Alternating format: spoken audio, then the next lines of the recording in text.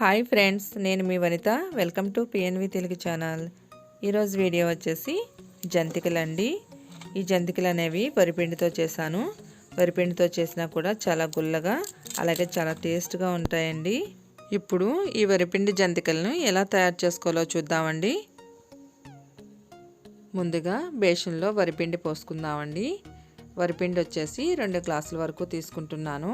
Ration బియ్యం ఈ విధంగా పిండి పట్టించుకుంటే బాగుంటాయండి. ఇప్పుడు ఇందులోకి ఒక చిన్న గ్లాస్ వరకు మినపపిండి వేస్తున్నాను.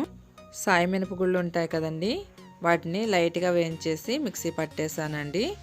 మీరు బియ్యం మిల్లాడించేటప్పుడే మినపగుళ్ళు కూడా వేసి మిల్లాడించుకోవచ్చు.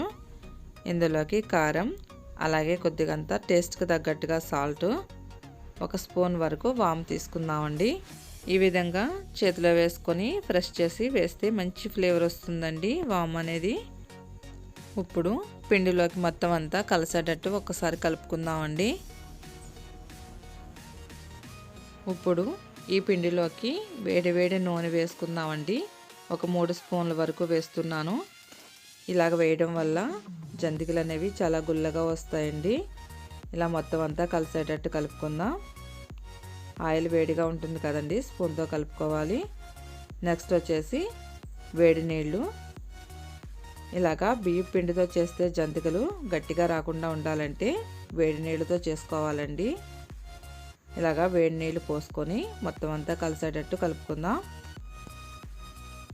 ఇప్పుడు ఈ పిండిని మొత్తం అంతా ముద్దలా అయ్యేటట్టు కలుపుకుందామండి. ఇలాగా మనం జంతికల పిండి కలిపేటప్పుడు మొత్తం అంతా ఒకసారి కలపకూడదండి, వాటర్ ఎక్కువగా పోసి. ఎందుకంటే పిండి నానే కొద్దీ మనకి ఆయిల్ అనేది లాగేస్తుంది అనమాట. ఇలాగా కొద్దిగంత సపరేట్గా తీసుకొని వాటర్ పోసి కలుపుకుందాం. పిండి అనేది మరీ గట్టిగా కాకుండా అలాగే మరీ పలుచగా కాకుండా కలుపుకోవాలండి. చూసారు కదండి, మనకి ఈ విధంగా ఉండాలి, చేతికి అంటేటట్టు ఉండాలి పిండి. పొయ్యి మీద కళాయిని పెట్టుకొని ఆయిల్ పోసి వేడి చేస్తున్నానండి. జంతికలు వేసుకోవడానికి ముందుగా జంతికలు గొట్టాలు ఉంటాయి కదండి, వీటికి నూనె అప్లై చేసుకుందాం. ఇలాగా అప్లై చేయడం వల్ల ఏంటంటే పిండి అనేది అంటకుండా జంతికలు బాగా వస్తాయండి. ఇలాగా పిండి ముద్దను కొద్ది కొద్దిగా తీసుకుంటూ ఈ జంతికల గొట్టంలో పెట్టుకుందాం. ఇలా చేతికి ఆయిల్ అప్లై చేసి పెట్టుకోవడం వల్ల పిండి అనేది అంటకుండా ఉంటుందండి. చూసారు కదండి, ఈ విధంగా పెట్టుకోవాలి. నెక్స్ట్ వచ్చేసి ఇప్పుడు జంతికలు వేసుకుందామండి.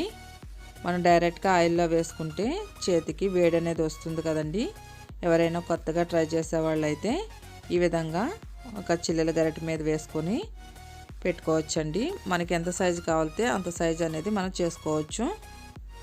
చూసారు కదండి, ఈ విధంగా జంతికలు అనేవి రెడీ చేసేసుకోవచ్చు. ఆయిల్లో వేయగానే తిప్పేయకూడదండి, ఎందుకంటే మెత్తగా ఉంటాయి కాబట్టి విడిపోతాయి. ఒక సైడ్ వేగిన తర్వాత రెండో సైడ్ అనేది తిప్పుకోవాలి. మనకి పైన నురగలా వస్తుంది కదండి, ఆ నురగనే తగ్గిపోతే మనకి జంతికనే వేగినట్టు అర్థమవుతుంది.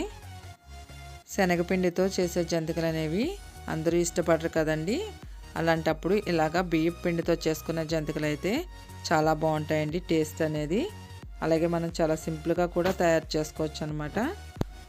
అంతేనండి, ఎంతో సింపుల్గా వరిపిండి జంతికలు అనేవి రెడీ అయిపోయాయి కదా. అలాగే మీరు ఎవరైనా మన ఛానల్ కానీ ఫస్ట్ టైం చూసినట్లయితే ఛానల్ను సబ్స్క్రైబ్ చేసుకోండి. పక్కనే ఉన్న బెల్ బటన్ క్లిక్ చేస్తే నేను అప్లోడ్ చేసిన ప్రతి వీడియో మీకు వస్తుందండి.